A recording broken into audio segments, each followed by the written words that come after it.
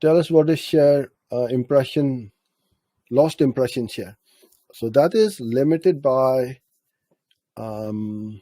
budget. That means you are losing impression share.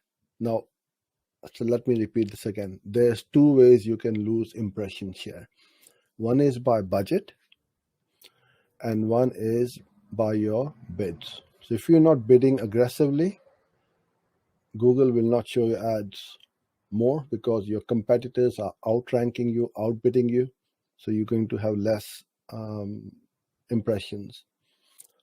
Budget also is the same. If you don't have enough budget, your ads are going to stop running at midday or 1 o'clock in the afternoon. And then you're going to lose all that impression share through the rest of the day and the evening. So that's what it means. So you don't want to be losing a lot of impression share.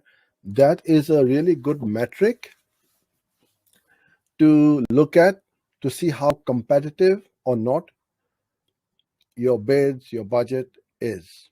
Because previously we used to have those ad ranks, right? What the ad position, which Google has taken away. So the next best thing is a search impression share.